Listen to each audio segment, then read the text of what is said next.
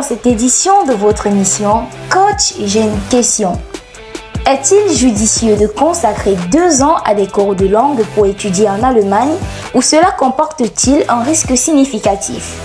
La question vient d'Élisée Wamba du lycée bilingue de Bafoussam. Le coach Valère Fulani lui répond.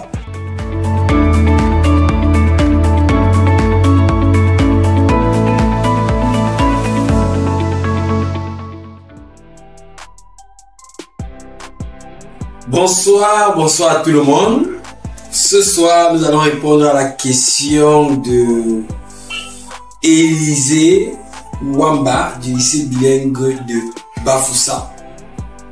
Il dit: j'ai toujours voulu continuer mes études plus tard en Allemagne à cause de la réputation en qualité de technologie, mais j'ai rapidement été découragé par la question du test de langue. Plusieurs personnes m'ont rassuré que c'est pas une course. Je n'ai que 18 ans. Je peux prendre 2 ans pour le faire, mais je voulais savoir si c'est vraiment un mal nécessaire ou un autre parcours est préférable. Voilà, Élisée a toujours voulu plus que c'était en Allemagne. Et on lui a parlé des exigences en termes de langue. C'est pas une question de test de langue. C'est une correction.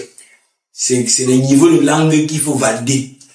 C'est-à-dire que les niveaux de langue qui prouvent, voilà, que tu as un certain niveau qui peut te permettre de suivre tes études en Allemagne dans la langue d'études qui est l'allemand. Voilà. Et voilà, on lui a fait savoir que ça peut prendre 2 ans.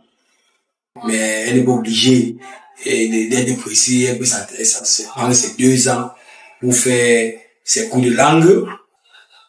Sauf qu'elle veut savoir si c'est nécessaire. Est-ce que c'est nécessaire de prendre 2 ans pour faire les cours de langue ou envisager une autre alternative? C'est une très bonne question. Et je vais profiter de cette question pour passer un message fort aux parents, aux familles qui ont cette tendance-là à vouloir dire aux enfants que quand vous allez finir le bac, attendez à la maison, on va faire les procédures, vous allez voyager. La première chose que je vais vous dire, c'est que avant de commencer à faire des projets de voyage dans une destination, rassurez-vous de connaître tous les contours du projet avant de commencer, de planifier quoi que ce soit. Parce que je vois beaucoup de parents qui vous appellent parfois, vraiment, aller en Allemagne c'est combien, aller au Canada c'est combien, aller dans des pays, pour les parents, tout c'est une question d'argent. C'est comme ça pour la majorité des parents au Cameroun, tout c'est une question d'argent. Mais je vais vous décevoir en vous disant que les mobilités internationales ne sont pas que question d'argent. Il y a des pays où vous ne pouvez pas, il y a des écoles dans lesquelles vous ne pouvez pas étudier à l'étranger, quel qu'en soit l'argent que vous avez. En fonction du processus de sélection. Il y a un élément, par exemple, qui élimine d'ailleurs beaucoup de personnes dans la procédure. Ouais, tu peux avoir tout l'argent de refus de visa. Donc, avant de commencer à nourrir le projet, parce que quand je lis la préoccupation, j'ai l'impression que Élisée croit que le seul obstacle qu'elle a dans la procédure de poursuivre les études en Allemagne, c'est le niveau de langue qu'on exige. Non. Le niveau de langue, c'est le plus petit obstacle que tu as. Le niveau de langue, c'est quoi? C'est rien. C'est que tu vas t'inscrire dans une école de cours de langue, tu fais tes cours de langue, tu valides, tu fais les examens, tu valides et tout. C'est rien. Après ça, il faut trouver l'admission dans une école sérieuse. Ce n'est pas facile. Si tu n'as pas les bonnes notes, ça va être compliqué. Il faut obtenir un rendez-vous à l'ambassade. Chose très compliquée. En ce moment, il faut avoir une caution qui peut aller jusqu'à 6-7 millions. Donc, ce n'est pas que la question des cours de langue. Il faut bien comprendre ça. Parce qu'après, on va voir les enfants qui vont finir le bac, aller s'inscrire, faire les cours de langue. Après, ils vont commencer la procédure. Ils n'ont pas la caution. Ils vont commencer à vous casser la tête. Est-ce qu'on ne peut pas payer la caution? Est-ce que, et tout, et tout. Non. Donc, si vous avez des challenges à ce niveau, Campus Universel, les bureaux de Campus Universel sont ouverts et disposés pour vous recevoir, que ce soit dans toutes les régions, dans toutes les villes, pour vous accompagner dans ce processus. Donc si vous voulez étudier à l'étranger, la première chose que vous devez faire, c'est de comprendre tous les contours et les exigences. Aujourd'hui, les gens veulent aller à l'étranger, ils se lèvent et choisissent les pays. Sur la base de rien, juste parce qu'ils ont entendu Canada, ils choisissent les pays. Après qu'elle arrive, tu es dans les modalités, ils commencent à vouloir te dire des trucs que tu ne veux pas comprendre. Quand tu veux t'engager pour un pays, il faut connaître comment ça se passe pour aller là-bas. Il faut avoir toutes les informations. Il y a des pays où quand tu es pauvre, n'y pense même pas. Il faut que vous manque. Il y a des pays où quand tu es pauvre, n'y pense même pas. Il y a des pays où avec des moyens, moyens, ou bien les ressources moyennes, vous pouvez envisager y aller. Mais toujours est-il que vos notes académiques sont très importantes.